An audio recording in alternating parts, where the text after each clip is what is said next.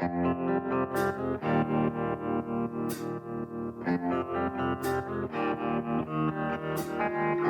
listening to the Hazard Ground Podcast, with service members from across the military sharing their stories of combat and survival. And now, here's your host, Mark Zinno.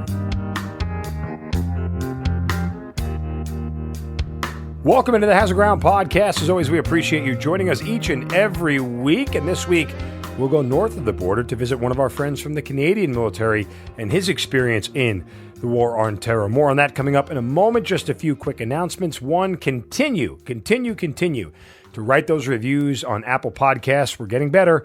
Not at 1,000 yet, but we are getting closer, so we need your help.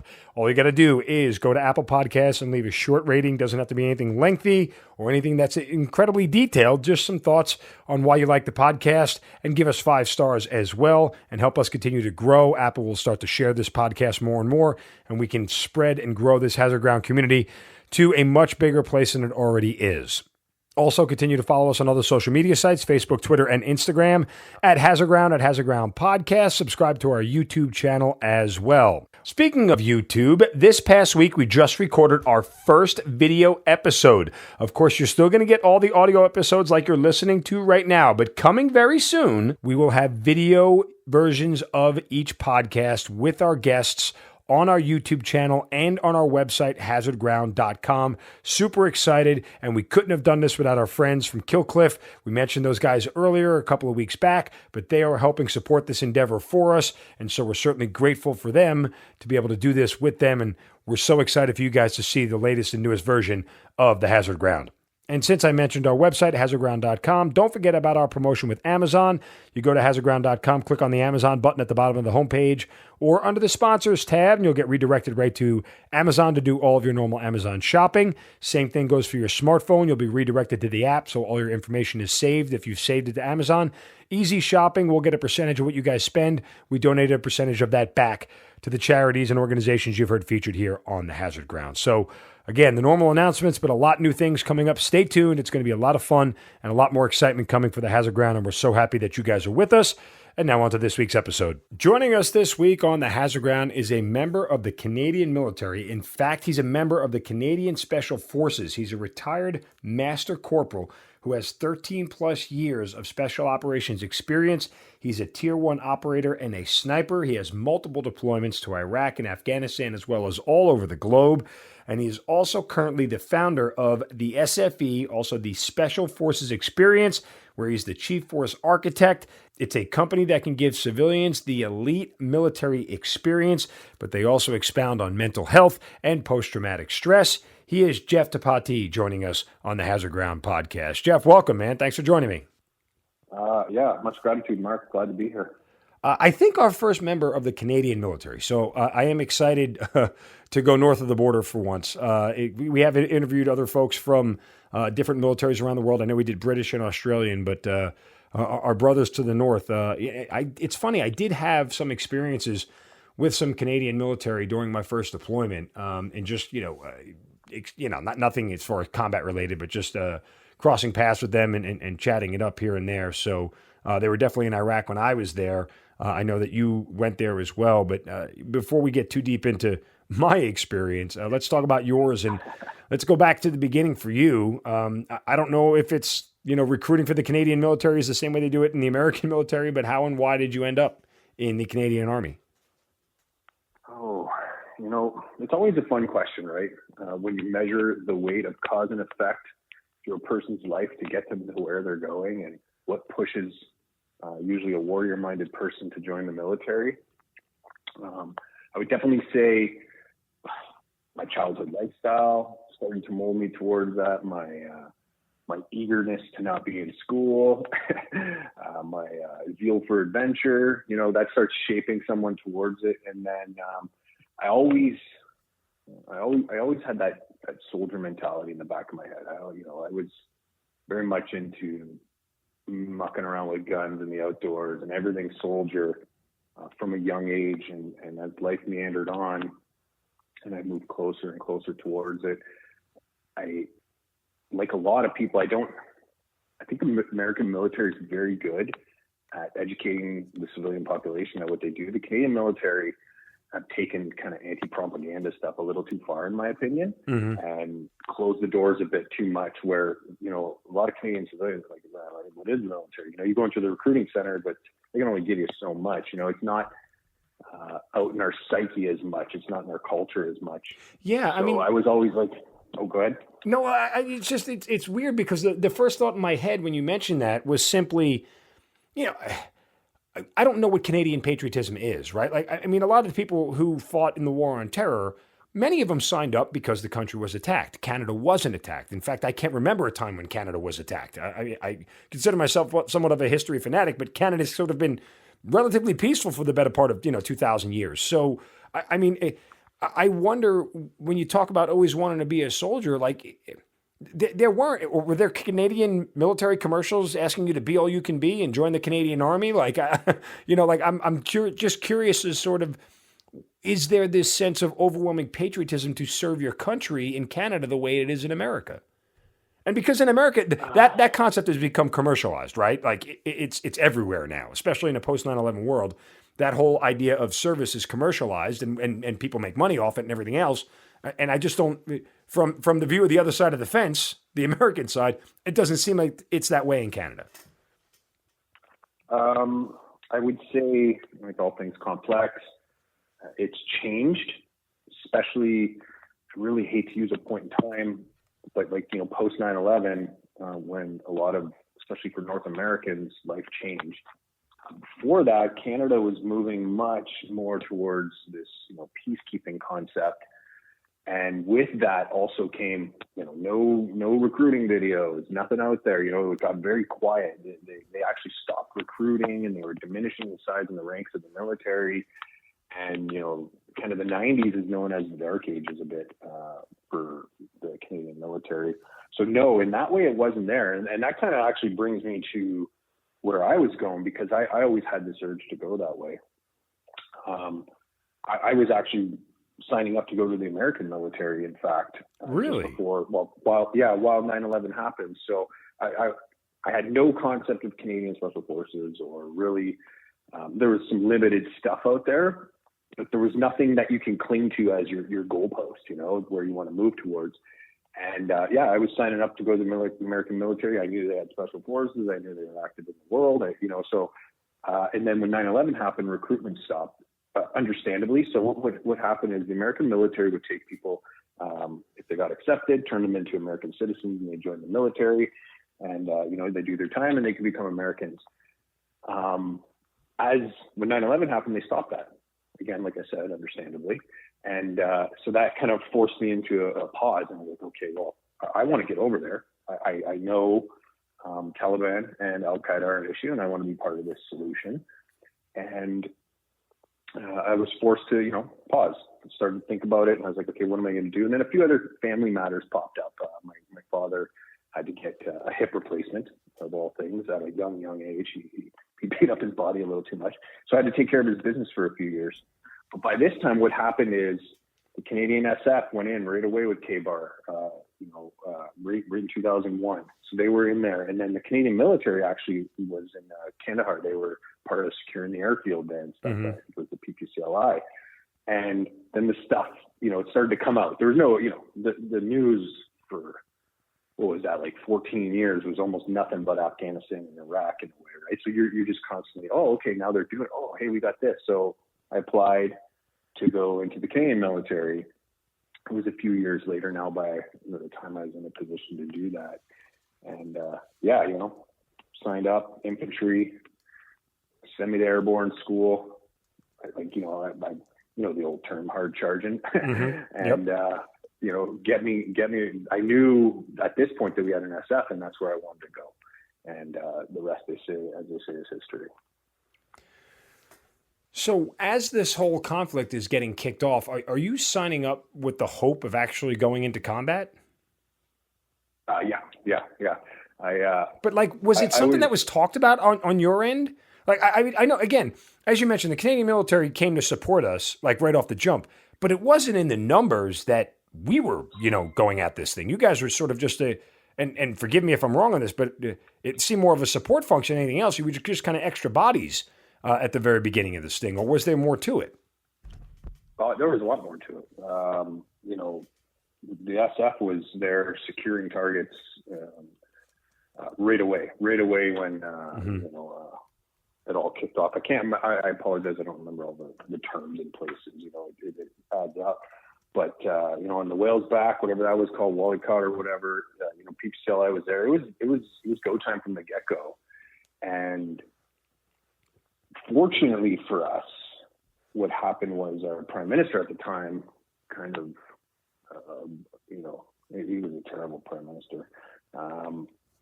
He signed us up to take care of the AO of the Panjway, and the Panjway was it was full of action. The spiritual birthplace of the Taliban right there. So that just helped us get in the muck a lot more. I do want to say it's interesting, Canadian patriotism, because like you said, we weren't attacked directly. Obviously, being part of North America and beyond part of North America, I would like to think that a lot of the American Canadian ideals are shifted. And when you guys were attacked, there was a lot of Canadians killed in the Twin Towers. Yeah. So by extension, our way of life was attacked. Before that, Vietnam, I think there was something like 30,000 Canadians who signed up for Vietnam. In the first Gulf War, there was a battalion of Canadians there. We're just not as big, but there was always that involvement. It's always there. It's always like, yeah, we're there with you. You know what I mean? And it's just, for some reason, I think it's probably, I'm not a left or right guy. I don't play the politics games, but in Canada, the left side is very, very left. And in that, there's not a lot of, like I said, military propaganda. There's not a lot of flag waving for it. So a lot of this goes hush hush. And, we're a smaller population. So our donation to NATO and all those kinds of causes is going to have a smaller footprint. But no, it was pretty much business from the get-go. Yeah, definitely. All right. So as you sign up right after post 9/11, kind of take me through the process for getting into special operations in the Canadian military. We've talked about it a lot. We've talked to several Green Berets and other people in special operations. So our audience is kind of very familiar, or a non-military audience is very familiar with how to become a special operations individual. But in the Canadian military, I'm not sure any of us know the process. Yeah, it's got some similarities, of course, some perennial truths, some threads that'll be similar because as the world evolved, we grabbed stuff from the Brits, from you guys, we all did our thing. And so there's going to be some things that are similar. Really what happens is a few years in, I think it's 2 years, someone's interested in going to our Special Operations Force Command. There's a few different things in there. There's CSOR, the Canadian Special Operations Regiment. There's CGIRU, which is the guys who take care of like biological, chemical, nuclear threats, that kind of stuff. And then there's JTF2, Joint Task Force 2. So you're interested in one of those avenues, and you put in all your paperwork. That's going to sound very familiar. One thing that they do there is they put up the psychological screening, and it's basically directed data mining. What's your life history? What's all the things you've gone through? And they'll score it up, and then they'll start filling up the bucket of contenders. Mm-hmm. And then if you make that, whatever route you're going, you move to your selection. Very similar. There's only so many ways to skin that cat. I'll speak to the one that I have firsthand. I'm pretty knowledgeable in selections. I'm fascinated by them. But I'll talk about like a Joint Task Force 2 operator moving that way. So you've made it through the first barrier of screening. You got all your thumbs up, all that kind of jazz. Everyone's got your back. And then we do a 1 week, 7-day selection. There's multiple of those run on a smaller scale. It's over about 2 months, depending on the year. And I would call it what's known as a neuropsychological test. And what it is you go through and your behaviors are reverse engineered into cognitive traits. And if you meet the mustard on those cognitive traits, you're asked to join a course, the assaulter course, the Special Operations Assaulter course. That's about 10 months. It's been a few years since I've been in, so they may have been flowed, added a bit, or taken a bit off. And then from there, you go on your course. Something that we do that's maybe similar, maybe not, I don't know, is there's constantly shaving of the ice cube. So you have to meet the standards, obviously, but then the bottom is always chopped off as you move through. Whittle down until you have the final group that kind of makes it through. And then once you're done that, you're quote unquote deployable. You move into your squadron. Once you're in your squadron, you're on a year probation. But I'm sure someone on this podcast has said before, selection never ends, right? You're always technically on the chopping block. You need to be, right? This is not, right. You got to show up every day. So that's kind of the Coles note, the general gist. Our selection is unique in the world in a lot of ways. Just in its construct, how it was developed, it was fully developed almost by psychologists. It was also, a portion of it was handed over from our emergency response team, which was from the RCMP, which is similar to your FBI. More of like the CERT level, the emergency response side of it. And so in that, it's interesting to see, because cops and the military have similarities, but they are different worlds for different things, and how some of those through lines embedded themselves. It's pretty interesting how it shows up. I don't have any really great examples to give you, but the flavor of it starts to shape people a little bit differently as they go through. If you look at, if you were hanging out with us in Iraq and you had like a Delta dude and a SAS guy from Britain and New Zealand and an Aussie, you're starting to see very similar characters, right, as you rise up that echelon, maybe with a little bit of different mandates. All right, so once all this training is finished for you, how long does it take, and how quickly do you get to your first deployment? So, I feel bad sort of glossing over a lot of this stuff. I wish I had more of a background for it to understand it better. It's all good, man. It's all good. You've done your course, the assaulter course, special operations course. That's what I was saying. From that point, you're deployable. Okay. You've gone through all the ringers. Now, you haven't moved into your highly specialized training, sniper, breacher, any of that kind of jazz. But, as a number one or two in the door, you're ready to go on deployment. I think it's similar down in the U.S., mm-hmm. where some of it's a bit of roulette or roll of the dice, right? You might show up to a battalion or a unit that's getting ready to roll out the door. Yep. Or you might be on the back end of the roto and be waiting. So some guys get there and, we're going. And then some guys, it's a little bit longer. Within a few months, you're definitely on your first task or up. No questions asked, though. I got a little bit out in front. What was the hardest part of the training for you as far as getting the JTF2? Hardest part of the training. I think if I looked at it over the course of time, there's a reason infanteers and airborne infanteers, specifically airborne infanteers who have combat experience, seem to do better in the SF realm. I don't know if those stats hold true for you guys, but I'd be willing to bet it's pretty bankable. Like each step, you get a little bit harder. Your mental resilience goes up.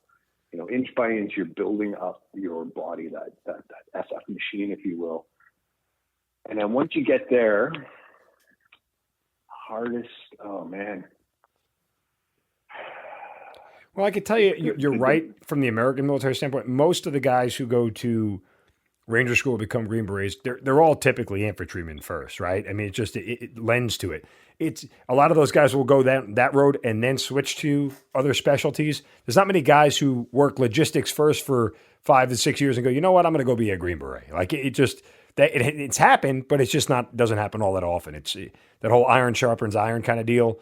When you get in a different world and you're used to doing different things, it's a dramatic neutral drop shift to try to, change that and go right into the SF world. Yeah, well, you as much as you try potentially not to be, people might try. You're a product of your environment. Yes. And the harder, more challenging your environment, but also the mentality, right? Let's not kid ourselves. Someone who wants to go overseas and hunt people is probably not going to be a clerk. So the pace, the demand, the long days, the constant psychological overload, all, they start to compound, and that's what happens, right? The idea is every day they're stacking on you, right? Stacking, and you're just like constantly, remaining emotionally stable. Are my cognitive traits showing up? The performance that is demanded, it's not small. There's a reason it's called special forces. It's not, hey, show up, everyone's invited. It's not called common forces for a reason. Common forces, yeah, exactly. But a single moment, let me probably like our CQB, especially our basic CQB, is a sausage grinder. Like, it is difficult. But on the other end, oh man, diamonds are made in pressure, not just hanging out, lounging around, right? Mm-hmm. But probably that. If I look back, yeah, I would say that. Okay. You get to Afghanistan as your first deployment. When do you land there? Where are you going? Kind of what's your mission kind of deal? Yeah. So, remember we were talking about the roll of the dice? I got to a battalion that had just gotten back. So I was hanging out on the lines and sweeping floors for a while.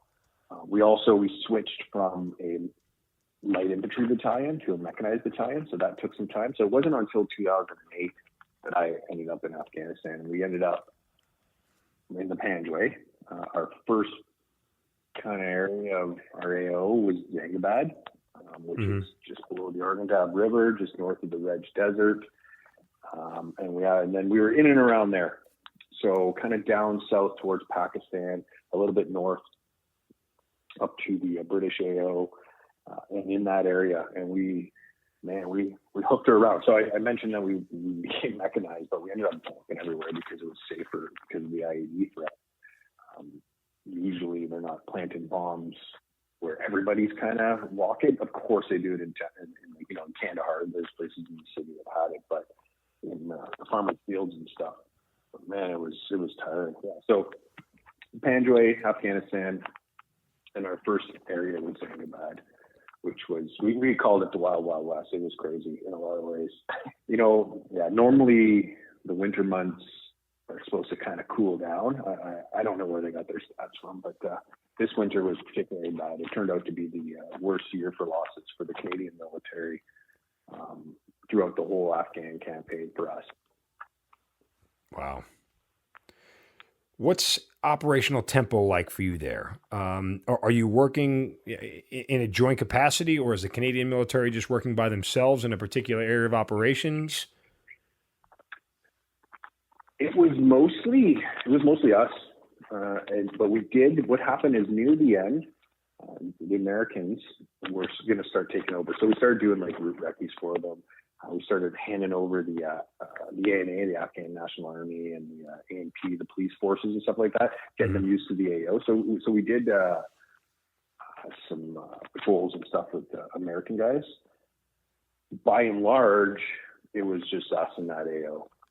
And there was no place that you were really alone in a lot of ways, because if we needed medevac, maybe it was a British ELO that did medevac. Maybe it was an American gunship if we needed some fire support or something like that. So it was very much, well, especially, that coalition, the Five Eyes coalition, if you will, working around there quite a bit. But most of what we did, it was down to a platoon construct, and we had, multiple kilometers that were each our own AO. It was a little big in theory for each platoon. So like a company deploys in 4 platoons, and each platoon's got their area of operation within the area of operation of the battle group.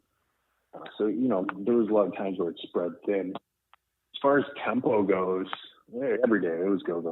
But you know how it is. Yeah, no, absolutely. It's not so taxing, right? You're there to do the job. You're going. It's like whatever. I'd rather be doing that than sitting around twiddling my thumbs. Let me ask you: is there any point in time, and you mentioned how many losses the Canadian military had sustained that year that you got there?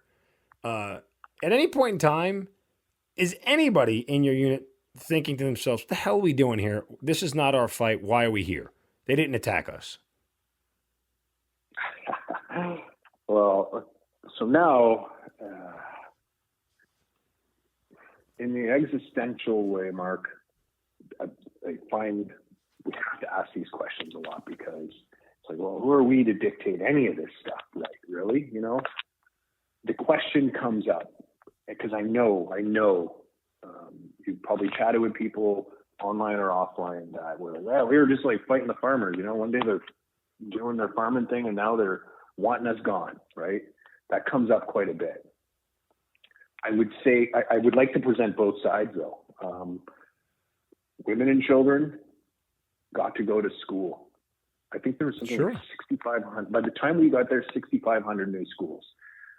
I very early on in this, I said I wasn't really a big fan of school, but having the option to go to school is better than having no option to educate yourself. Their dollar, their Afghani went up, I think it was like 40 some cents or something like that. But by this time, 2008, I don't know where it's at now. Having a more valuable dollar on the global market, that's a good thing. No one's going to argue that having a lower one's a good thing. So all those things, in the balance of justice or right or wrong, are definitely on one side. Yeah, and look, I believe. I'm sorry to cut you off, but when you talk about existentialism in a sense, there's right and wrong, there's good and bad, right? That's the universe, and so if there is an injustice, and boy is America good at this, if there is an injustice, we're going to get involved to stop it from happening, and there's nothing wrong with as a individual in the Canadian Army or Canada as a country saying, look, there are bad dudes out there, and I'd rather go find them and get them before they come and get us kind of deal. I mean, I think that's all on the table. I was just curious personally if there was any feelings for you.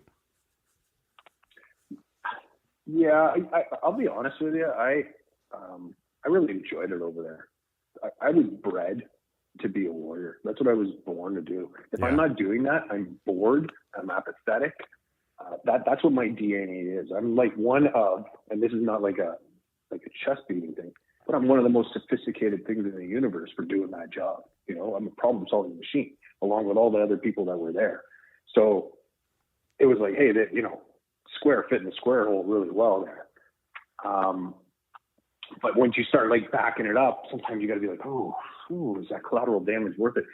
I think there was a stat, something like almost between 2 and 3 kids were bombed as collateral, from IEDs every day, the whole time we were there, even till this day, and it's like, whoa, man. Okay, does that make it worth it? What is worth it? What's the metric of success on one of these beasts? Is it 20 years from now, the world is more stable? So, okay, yeah, that's a good metric. It's a big doozy of a question. What I like to do is I like to just not think of people whose agendas might be pushed forward by me doing that job. Because when I went, I thought I was helping women and children. I thought I was helping stabilize a country. I thought I was helping bring peace to my country.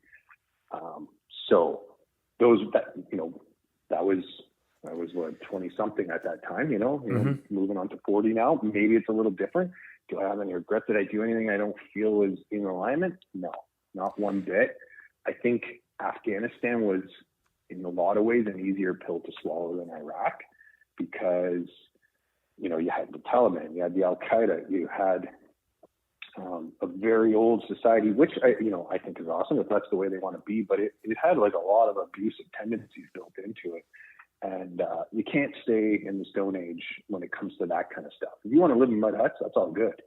But you have to evolve how you treat other human beings, right? So in that, it was, and then, I don't even know if it's an adage yet, but one day it will be. When it comes push to shove and someone's trying to kill you or trying to kill your buddy, it doesn't matter. It goes out the window. Right. I gotta get through this. This is the real problem right now. I don't have time to complain to my government. Well, I think there was one thing you said that gets underscored in all this, and I think a lot of the American civilian population can't understand the concept of what you said, that like, hey, I was made to be a warrior. I was made, and what God put me on this earth for was to be a soldier. And because the post 9/11 world has given us so much, quote, cause, right? Like everybody who chose to fight or was sent to war in the post 9/11 world did it because there was a cause. And so it's natural to assume that everybody's just supporting the cause and that there is this sense of patriotism behind it. And that's valid and it's true. But there is a core group of people, and full disclosure, I'm not one of them. I don't believe God put me on this earth to be a soldier, right? Like I'm really good at it. Like I've done it for over 20 years. I'm still doing it now and I love it. But that's not my soul the way you explained it. And there are people in the American military, just like you, who truly know that was their calling in life. Like that's what they feel and believe in their heart of hearts they were put on earth to do. And I don't think that should be underscored at all, because that is a grand thing. And the self-realization of that is amazing, right? I mean, some people were put on this earth to be plumbers. Some people were put on this earth to be parents. Some people were put on this earth, to be millionaires and be great business people. We don't ever discount that because they're doing something else that's not fighting and winning wars, right? But it's a weird concept for people to understand that I was put on this earth to be a warrior. I was put on this earth to fight in combat because that's what God made me to do. I believe that. I think that's, and you said it with such passion, but you quickly glossed over it. So I thought it bared repeating that there is a lot of truth to that we don't give a lot of credence to about people who put on a uniform. Yeah. That man, I agree with God functioning and forming and, having his place on how mankind plays out. It can get skewed once man puts their point on it. That's, I think, something that happens. I would be willing to bet this, though, that all the people who are on the other side with the finger pointing have benefited from all of the actions that have taken place in some way. We are here right now. Nobody can argue that what we did before didn't get us here. You can't argue it. Right. What you can do is learn, evolve, and grow from it. And I would say this, I do appreciate that. But I've long since revectored my warrior spirit into other things and other causes.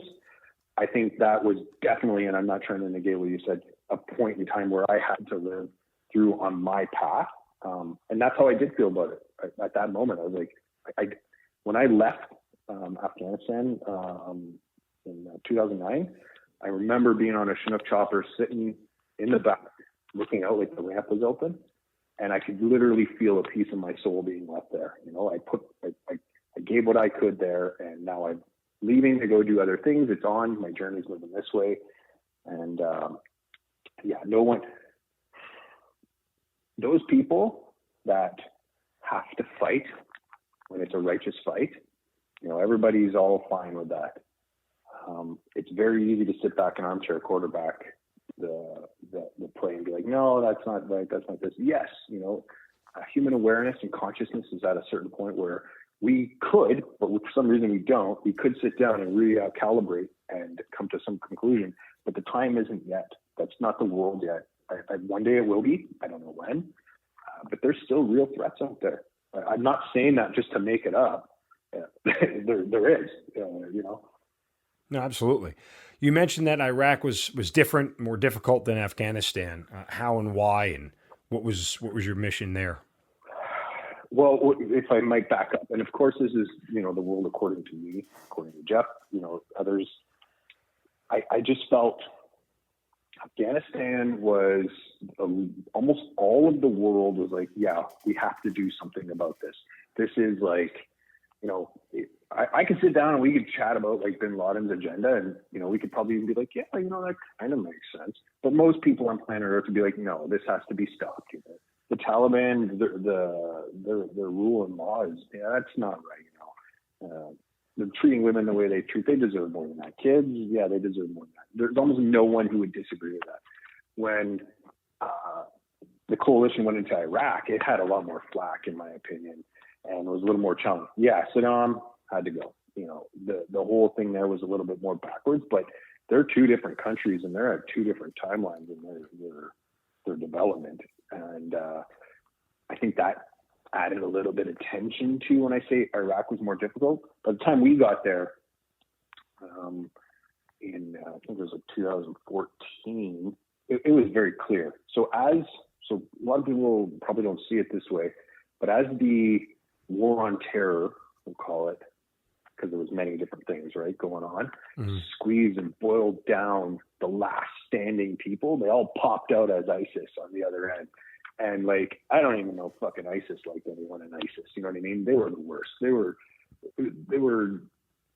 whether the Levant was something that should be brought back or whatever, Kurds didn't like them. The Iraqis didn't like them. Iranians didn't like them. The coalition, like the West, no, there was nothing left. They were just people who were evil, doing evil things and recruiting for evil purposes.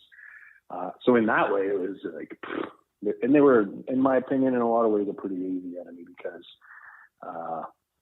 they were up against a giant, and their cause wasn't good enough, and they weren't bringing good to that area. And like, you had the Kurds fighting against some of the Iraqis and Americans.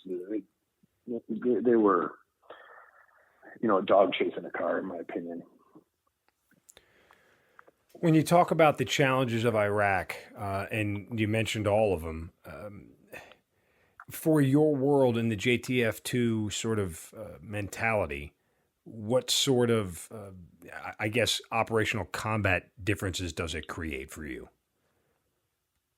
Operational combat differences. I mean, because fighting in the mountains is different than fighting in the middle of Iraq, right? I mean, there are cities there. It's urban terrain, it's urban environment. So I'm just kind of curious how you guys on the Canadian side operate in that environment. Well, I guess in the gist, I think we operate pretty awesomely. But if I do say so myself, both, we're pretty awesome. Yeah, I get you. I do say so. Some people might not remember this when it came to ISIS, is they actually tried to dig in and fight trench warfare style, where you had like two enemy lines. Well, not two enemy lines, but they had their lines, and then there was where we were mostly in Kurdistan, they had their lines, and they were literally dug in trenches, and they'd be lobbing AK fire over, and we'd be lobbing over JDAMs. So in that way, it was a little bit. I felt bad for them the whole time. I felt like you are throwing your existence away on this cause. It's not even that righteous, that you don't need to be using violence to even petition for. You're looking for a chunk of land, which I get. Sometimes when the map's being carved up, people they don't get their land or whatever. But and so really, what I'm saying there is, it wasn't. It had its challenges, but I felt like the allies in this case, we'll call them, just had a huge advantage once everyone rolled in.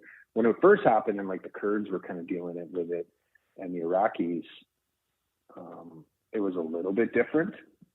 They were brutal, I guess I'm kind of like jumping around here without giving really a good example. Whether it's mountains, sea, the city, the unit's made to function in all of those. It doesn't matter. Either one, you're going to get 100% out of the guys, and both of them are very comfortable in a lot of ways. And when push comes to shove, you deal with a lot of problems in the same way. Some are a little bit more intimate, obviously. When Mosul was being taken back, you got the city that was held hostage. I felt so bad for those people in ruins. And then if you went south from there, it was kind of pretty relatively easy campaign, in my opinion.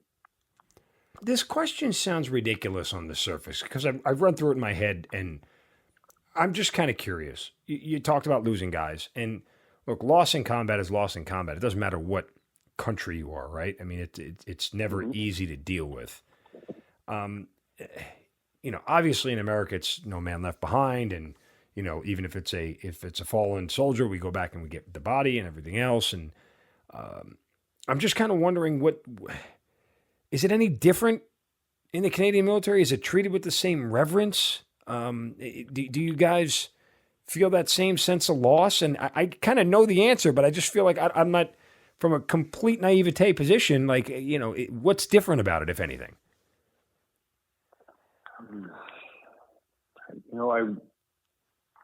I don't think there's really any difference.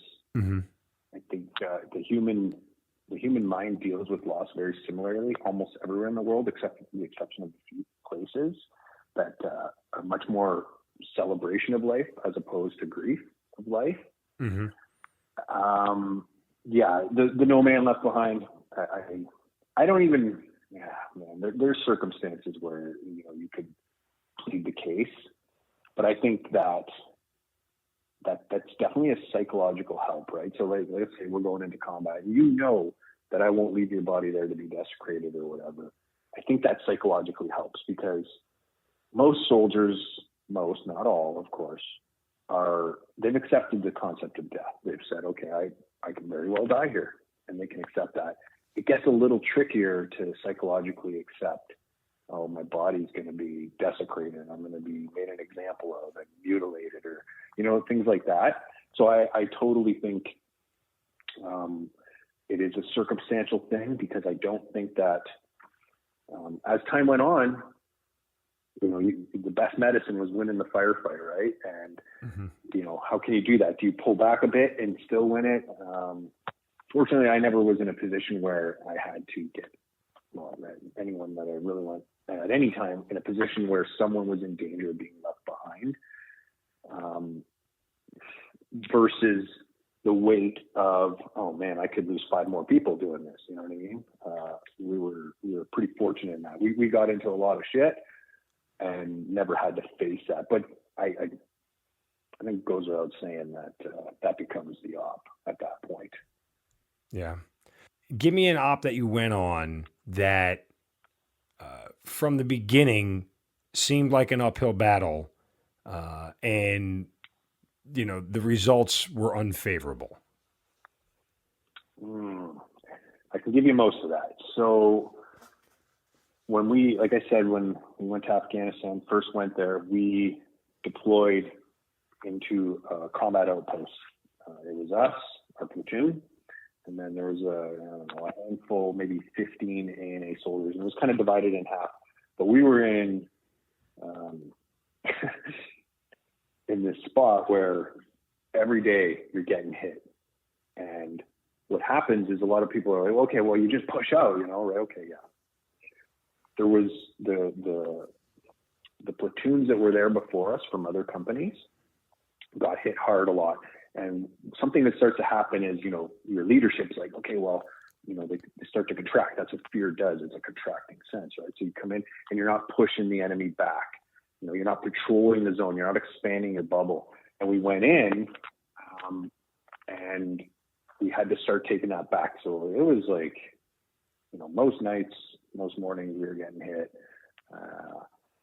And at that point, it seemed pretty daunting because now we're in this place, you look out and it's all just like mud huts around you. Everybody hates you because by this time, even, most of the civilians there that had no clue what was really going on were like, oh God, more soldiers, and you're looking and you're like, how do we start to push this enemy back? I don't know what they look like. I don't know where to look for them. All I know is they keep shooting at us. So that can start to feel a little bit daunting. Fortunate for us, aggressive patrols, sending them the good news when it came. We lucked out a few times. And when I say lucked out, there at that time, say you had a good mortar team, not on our side, but on their side. So they were good at lobbing in mortars. When you got that team, that set them back for months because it's not like they have their training facility where they're able to go to the range and lob mortars and learn how to dial those things in, right? So we eliminated a lot of those, like the Corliss rifle teams and stuff like that. And that's what happens there is now you start to be able to push back more because fighting up against AKs is a lot easier than fighting up against an indirect weapon. So in that way, it started off, it was uphill. But fortunately for us, we ended up expanding that, retaking AO. There was like maybe 10 kilometers worth of Eastings on a map that kind of got contracted down and we were able to push that back up. But it was not easy. I remember many times I filled a few different roles. But I was generally part of a weapons deck, which means we had the heavy weapons. carrying like a ton of weight in the grueling heat, and day after day after day, and you kind of get like, okay, well, what's going on here? But after time, you start to feel it. You start to feel the pressures ease off. You're starting to win it back over. The locals start to, oh yeah, these guys should be here. They're helping us out. There's not bullets flying over every night now because they've been here and they're pushing the Taliban back, stuff like that. So that first little bit, that was like that was the first month I got into theater. And it was the only time I was like, oh boy, this is a big task. That ground truth. Absolutely. At the end of the day, though, it proved to be more worth it than not worth it, which was great. And we were fortunate. We only had one guy get shot, and he was lucky. So I don't know what it's called in the U.S. military. I know you guys have them. They're a machine gun, a 7.62, and they have a wood buttstock on them. I think it's a Belgian-made thing, an FN model. Anyways, he got shot. He went through the buttstock and then into his shoulder. So he was pretty lucky. And other than that, we were so fortunate at giving them the good news and keeping our heads down in the right place at the right time to continue to do the job. Was there an operation you went on where you came back and you were like, damn, got out of that one lucky to be alive kind of deal? Yeah, many times. I wouldn't even have to go to an op. Everything we did, we were fortunate to be in the shit, if you will, but also fortunate that we were, I don't know, maybe God, maybe chance, maybe whatever, maybe a job done by the boys on the ground. We were very fortunate. There was one in that same month. I had a few close calls, myself personally, very few, like, oh boys. I was on, you remember the Hesco baskets, like kind of the tan baskets filled with dirt? Yep. We had that, and then we had some smaller ones. So we'd go up and we'd call it getting on the wall, and that's where we'd fight from, depending on what we were doing. I was in mine, and I was just, launching everything I could, fucking bombs and pistols. I just wanted to shoot and do whatever I could. But we're engaged. And I don't know where they got it from, but a lot of the Russian ammo they used had a green tracer in it. And I'm shooting. I run out on emergency reload. I duck down. I'm starting to do my reload, and I'm beside a buddy. And just as I duck down, right where my noodle was, green tracer round. That's about as close as it got for me. I had a few other times where shrapnel, implanted in the wall behind, like very close. I personally felt very fortunate to walk away from it without any damage and a smile on my face. As far as an entire op, I look back, there's some that I felt were kind of officer agenda ops that weren't really serving anything. And there's a few of those. And when you walk away from those, you kind of always feel like, what were we doing there? What was going on here? Is someone just trying to make a career or something? Like we didn't help the local population. We didn't push anyone back. We didn't, there was one that someone was killed and the guy beside him lost his leg. So the guy sat down on an IED. He's dead. The guy beside him loses a leg. But we're one of those ops where, well, what are we doing here? We should be packing up our stuff. We're just about to go home. There's no reason for us to be in this area right now. That was about as close as it got to being like, what are we doing here, What ultimately made you decide to get out of the military?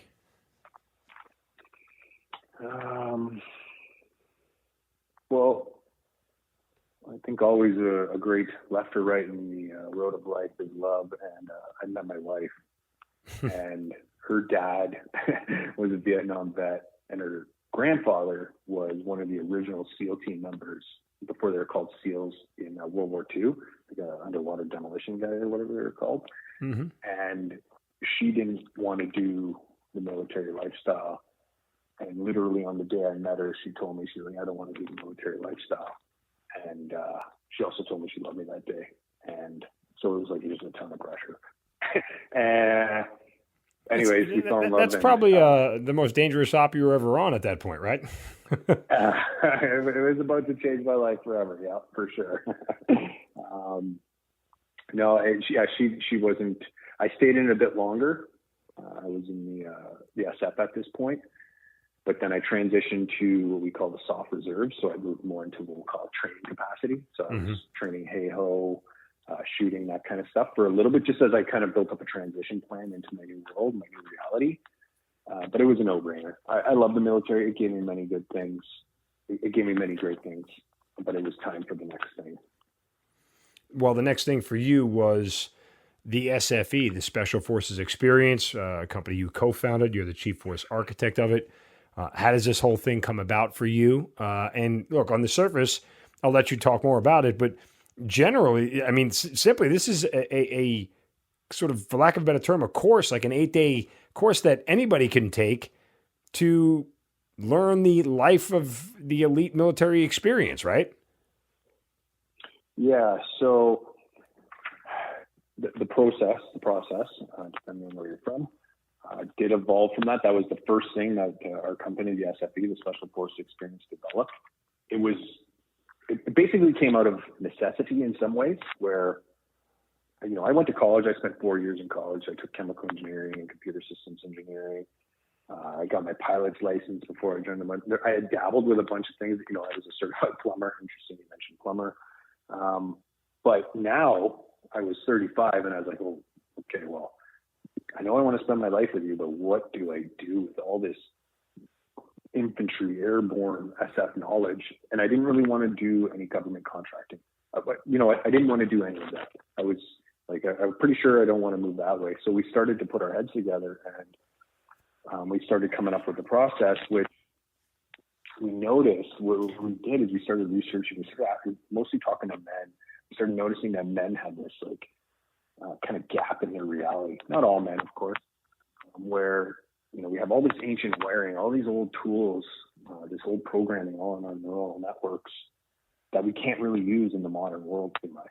Aggression is so shunned upon. Okay. Yeah, it's got its place.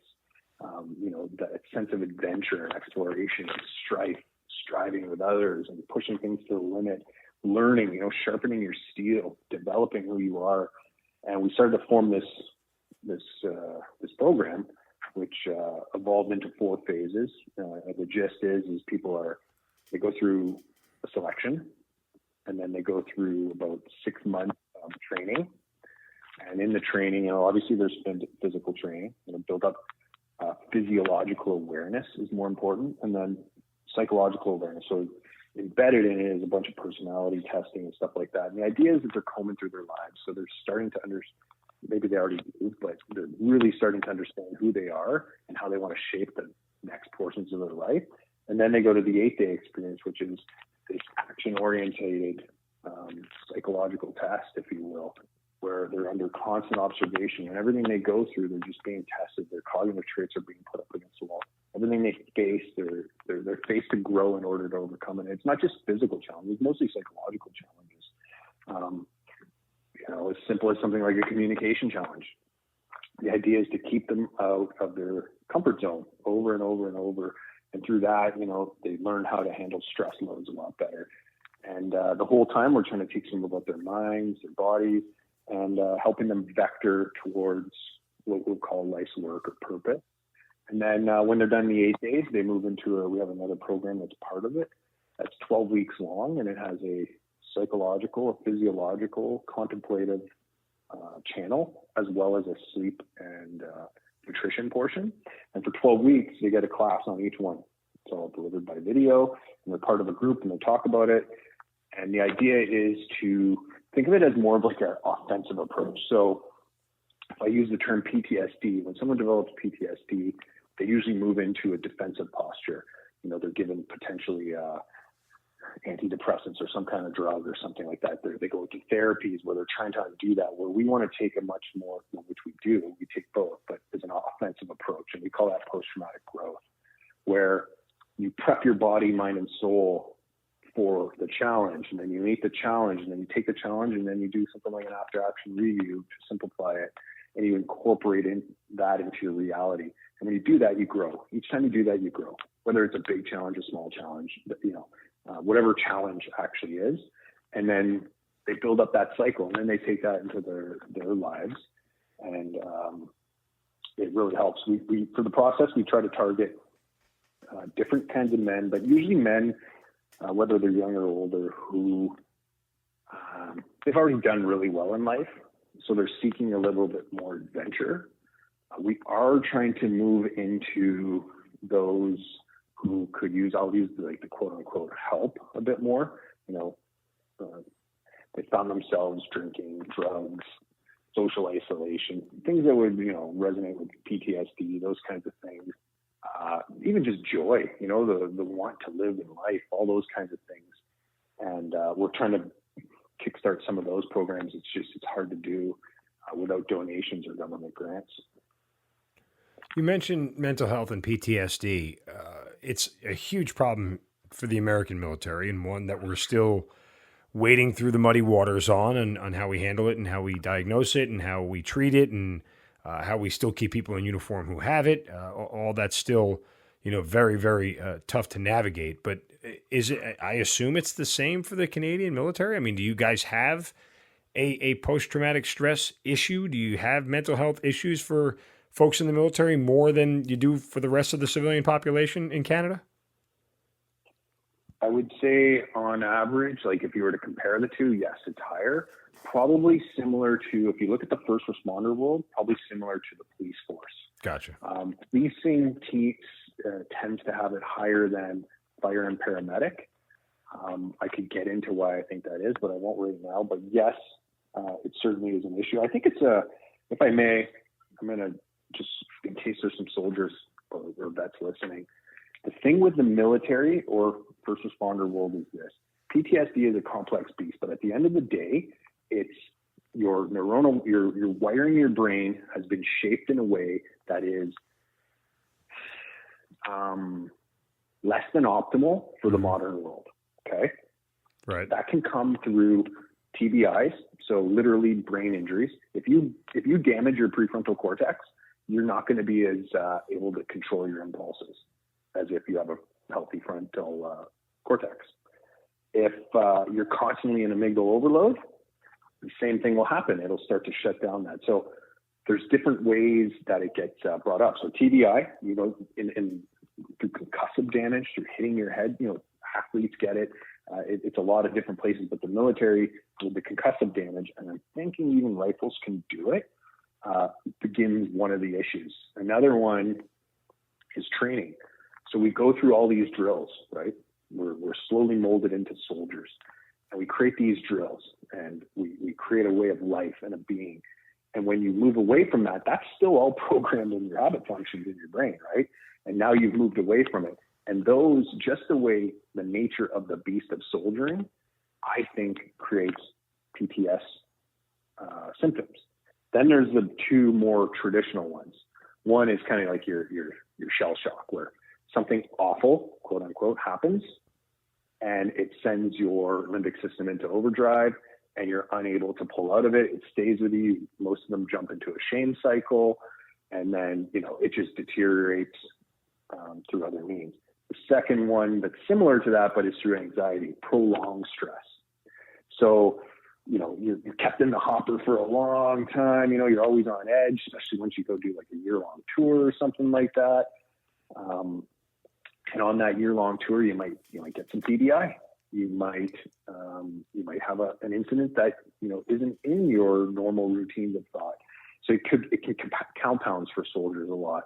And then another thing that soldiers do is they drink. And I'm not here to shun drinking, but alcohol, drugs, social isolation, you start to see any of those things, those are definite signs that someone could use a little bit of help. And then, and I'll say this for the vets and stuff listening, they're all similar, but our brains, down in our brainstem, I'll call it impulses. You go up a little bit higher in the brain and, emotions, limbic area, the old mammalian brain, and then our neocortex, which we call thoughts. So if I think of it like thoughts, emotions, and impulses, they all have to be regulated and they all have to be expressed, right? So if we have an impulse to eat, sometimes I need to eat, but what do I eat? I shouldn't eat sugar and garbage, right? Like I need to keep my physiological body going good. Finding out those three things, how to express and regulate impulses, emotions, and thoughts, is key as you move out of the military, especially because in the military, I heard you say it, they're very good at taking care of soldiers to be soldiers there, right? You don't really have to worry about money. You probably got a house taken care of. Like there's all these things that are taken care of, especially when you go on deployment. Your routines are very taken care of in a lot of ways, right? But when you leave, now you got this whole other thing. And what that does is it triggers something, and this is just a theory I have, of the unknown. And the unknown in the human mind triggers the same way that any experience that could produce death does. It's called terror management theory. So what happens now? The soldier leaves. Okay, I got to figure out what I got to do. That's the unknown. Probably drinking a bit. I'm not really communicating properly with people around me. I start to socially isolate. Then I get fired from a couple of jobs, and it's just this downward spiral that is complicated. I'm a lot bit upset that this hasn't been taken care of more seriously. Because I think it's as simple as maybe a year-long decompression. Okay, soldier's leaving, we put him into some kind of decompression to deal with this. We already do it after tours. We just need to help them a little bit more, because undoing habits from the brain is not easy. It takes time, and when you're kind of thrown to the wolves, it can develop into issues. And to circle back, we're having the same kind of thing. Suicide rates are way too high.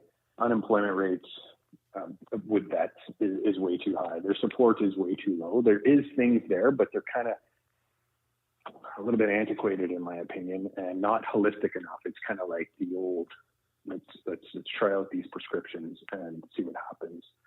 And it's much more complex because most soldiers spend years becoming a soldier. It's going to take years to undo being a soldier, unless they can find something that they can really pinpoint and vector their energy towards. It's weird. You just said it takes years to undo being a soldier. And we never think of it that way, right? Like we never think of it that for all the years of training that we've put in to become this thing, that we want to actually undo that to get our mind right. And it's an interesting concept because a lot of the things that we learned in becoming a soldier, we can use those tools to work through what we are dealing with now. Like I've heard that more than anything else. Use the tools that you've learned over the years in combat and apply them to changing the way you think about your life and PTSD and everything else, right? Like that's sort of the default. And it's almost counterintuitive to say, well, go and unlearn what you've just done for the past 5, 7, 10, 20 years, whatever it is, and that should fix all your problems. Yeah. I with this one, I would begin with the issue as we'll call it language. So by and large, most of our daily lives, our neurological map of reality is made up of words. We navigate the world with words and language. When the soldier's in that position, and I was one of these people, you don't actually have the language. Because I remember when I was leaving the military, they were asking me, like I remember even it was with the doc, and he's like, "So you're okay?" And I was like, "Yeah, I'm okay." I had no clue what okay was. I had no idea what a normal state of mind was, and I didn't have the tools. I didn't even have the language to begin to say, "Hey, I kind of, I feel this. Oh, I can be easily triggered."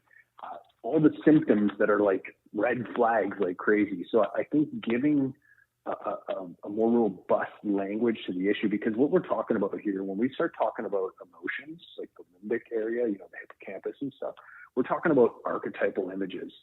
Those parts of the brain didn't form when language was forming per se.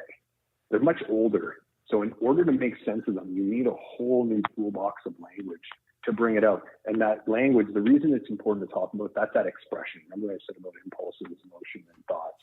To be able to express it, to be able to talk to people so that you can put it out into the world and you get the opinion back. Someone's like, no, that's not accurate. Or someone's like, oh yeah, that's accurate. I totally hear what you're feeling. I validate that and move on. And with that comes the state of vulnerability. A lot of soldiers put up a lot of shields to be soldiers, and you have to. In a lot of ways, you have to. Now you got to kind of undo those to come back in.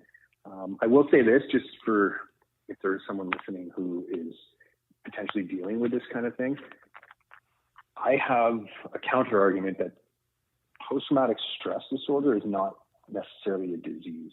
If you think about, the guy with the 1,000-yard stare, he sucks at a daycare for children, but he's the man out in the Vietnam jungle. You know what I mean? Right.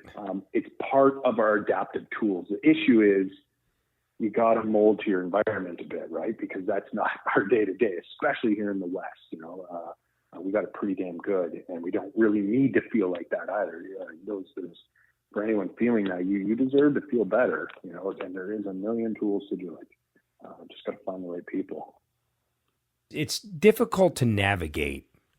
Nobody's experiencing the same PTSD, right? Like, I mean, I think that's clear to understand. I've talked to enough people on this podcast and in general that there isn't a cookie cutter case of PTSD as much as you want to try and make it that way. Everybody, as you said multiple times, you're a result of your experiences, right? You're a product of your environment. And what is interesting, what makes this show so unique is that we've talked to same people from the same battle who've literally been 50 yards away from each other, and they tell you completely different versions of what went on because it's through their eyes. And so therefore, how they process those experiences and how they are able to, work through them mentally and then either get rid of them or hold on to them is different for everybody. Yeah.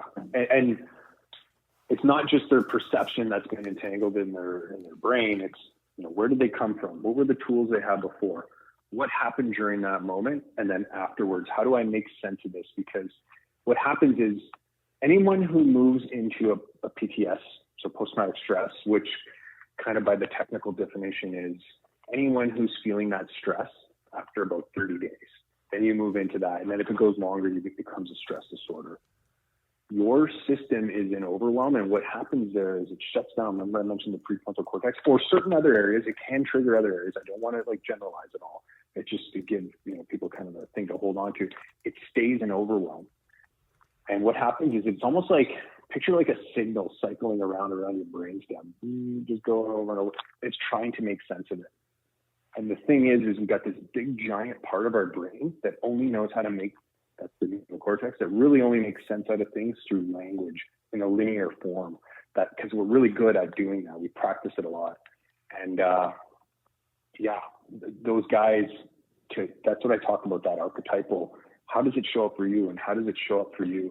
Untangling that. Now we're starting to get a little more open about some experimental stuff, like ayahuasca or psilocybin, things like that really kind of spike your serotonin while you revisit these things, because that's what happens. Your emotion to the situation gets attached to your thought to the situation, and you got to delaminate that. The more you have an emotion, especially a negative emotion attached to thoughts, the more you're going to relive it. That emotion will keep spiking. It just continues that cycle over and over and over. But you're right. There is only certain flavors to it, but it shows up very differently. Definitely, yeah. What do you miss the most about the military? Miss about the military. Most days there's a bunch. I do miss the like-minded people, especially in the SF realm.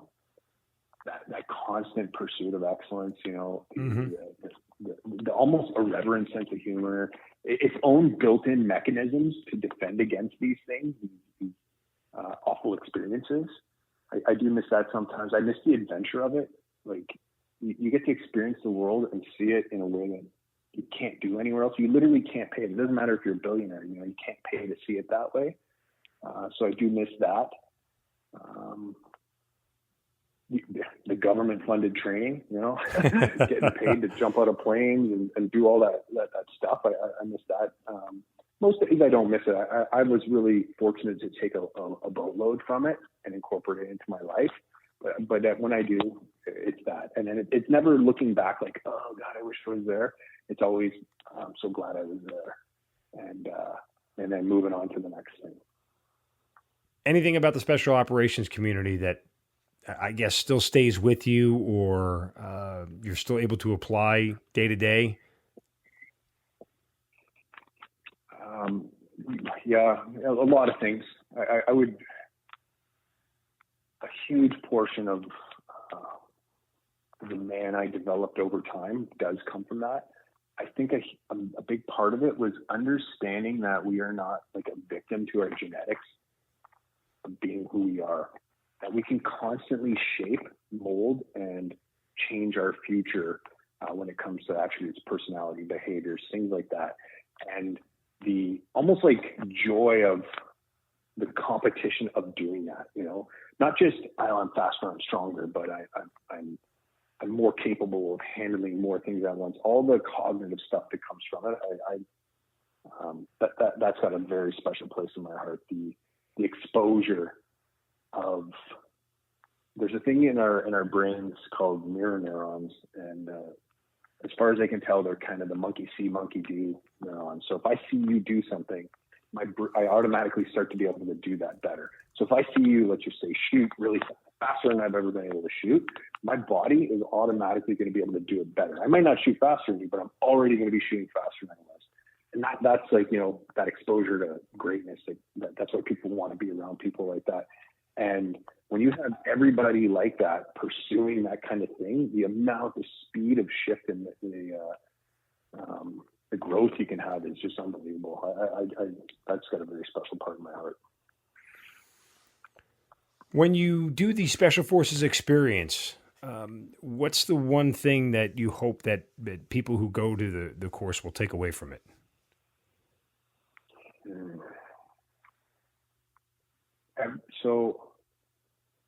Really, the SFE, our company, its real meaning is self-transcendence for everyone.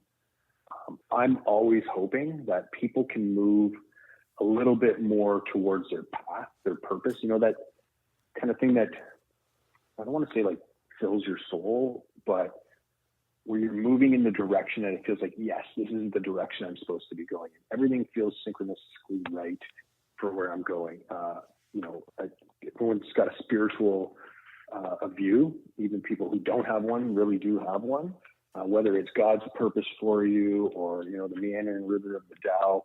When people move more onto that, that truly fills that fills me up with a lot of love. That makes me very happy. Special Forces in general has become more mainstream now than it ever has before, especially in America. As I said, it's sort of almost become commercialized, right? Like we make money off it. We make movies about it now. People write books of it. And what used to be under relative, cloak and darkness for a better part of, 3 or 4 decades is now out in the world for everybody to see. I don't know if it's that same way in the Canadian military, but being, just somebody who's tied into the military world, when you see special operations being so openly put out there, does it bother you? Is it something that you feel is wrong or should be adjusted? No. One, it gives a more likely future to use the tools they've been given. Two, it is the tip of the iceberg. We used to refer to it as the day job and the night job. The night job being the bottom part of the iceberg. So most people still don't have any clue what the tier 1 operators are up to when it comes to foreign policy and what's really going on. So, to me, the cat's not out of the bag. I do hear a lot of people kind of like scratching their head and like, oh, what's he doing? But I have a little saying for that, and that's you can't see the label when you're in the jar. So all those people who are in that jar and can't see outside of it because they're not outside of it, I don't get upset with them. It's just like, this is the best thing you could possibly have. If you want people going to the military, if you want people to shape who they are get to the military already more shaped and then potentially move into these upper echelons more swiftly, that's a good thing, because that's slowly becoming the future of the military for now. It behooves us all. If we could go down to, just operator level units, it's not going to happen for a long time, but doing like expeditionary style stuff, really quick, really efficient, that's a big money saver. That's less political footprint and backlash and collateral. So I'm an advocate for it. Obviously, I would say we have this thing in the Canadian military that comes up a lot called the quiet professional. And in that, we don't really talk about it. We don't bring it out, because I'm one of the very few who's actually doing this from the Canadian side. And I think it's to our detriment. And I think it's only ignorance that would really oppose that personally. What happens is this. If I'm going to use the shooting example again, okay? I start shooting faster, no, it's not a good example, but let's just say it's escalation, right? Mm-hmm. When things like this force inside to expand and evolve, it's only for the good, I don't personally think any of the real secrets of putting people's lives in risk as far as the soldiers goes is being put out there. That stuff, OPSEC stuff, all that kind of jazz. Yeah, keep that under wraps. But what's being put out there, no. If young teenagers are looking up to these soldiers and becoming better because of it, it's better they do that than absolutely nothing. You know what I mean? Mm-hmm. No, I mean, I don't know. I think there's good and bad to it, obviously. It's not absolute. I can tell you, had I had prior knowledge of a special operations community, it's where I would have went. And I only know that because I was fortunate enough to deploy in that environment. And had I known that it existed when I went into the Army, I would have chosen a different path. I just didn't know it was available because it was. And again, I signed up in a pre-9/11 world, so it wasn't out there for everybody to see. They weren't making movies about it in commercials. And unless you watch a John Wayne movie about Green Berets, you didn't even know what they were for the most part. So, I think it is good in the sense that people are more aware of it. In the same respect, when you shed light on things to a wide audience, people start to ask questions that sometimes I don't think that they have the background or experience to ask, and you're forced to answer them. Because at least in America, we're all taxpayers of the military salary, right? Yeah, I hear you. But that's why, for me, I mentioned the tip of the iceberg as the bottom, and I agree 100%. If it hasn't felt like this, I don't believe in absolutes, period, and nothing is black and white. And the best you can do is some kind of balance in there. So yeah, everything's part of the coin, right? And if one side of the coin is good, there's going to be some bad on the other side of the coin. It's a struggle, right? Because I do remember when everything was kept very much under wraps as a civilian. What happens then is people speculate. And sometimes speculation without being able to give answers is far more dangerous than knowledge of an answer. So it's just one of those things. Yeah, definitely, like you said, not black and white. Well, Jeff, I mean, listen, it's I'm sort of fascinated about my new indoctrination into the Canadian military, in particular the Canadian Special Forces. It's always interesting to me to see how other militaries do this stuff. Again, as you mentioned earlier, it's like we think we're the best at everything, right? That's kind of like America, and there may be some truth to that. Selfishly, obviously, as an American, but there is also other militaries that do things that are outstanding and phenomenal that we don't do as well. It's just everybody's sort of, especially in the special operations community, whether it's the British SAS or, as I mentioned, Australia earlier, you guys, I mean, the training is similar but different. And I think it all sort of leads to the simple idea that you need these type of elite level units in combat to do certain things that the masses can't and shouldn't have to do because they are preoccupied with other things. So it's interesting just to learn about it and fascinating. And certainly I think our audience has gotten a kind of crash course in the Canadian Special Operations community. So I thank you for that. Yeah, no problem. My pleasure. But that said, I mean, keep up the great work with the Special Forces experience. And you guys can check them out on the website, thespecialforcesexperience.com. Get all the information there as well. And continue in the fight with mental health and PTSD and all that, because that may be some of the most important work that you're doing right now more than anything else. I appreciate that, Mark, and I definitely will. And it's been a pleasure. Jeff Depatie, thank you for being part of the Hazard Ground. Have a good day. You've been listening to the Hazard Ground podcast, hosted by Mark Zinno. If you have an interesting story to tell and you'd like to be on the show, send us an email at producer@hazardground.com. And if you like the show, don't forget to subscribe, rate, and review on Apple Podcasts. Thanks for listening. We'll see you next time.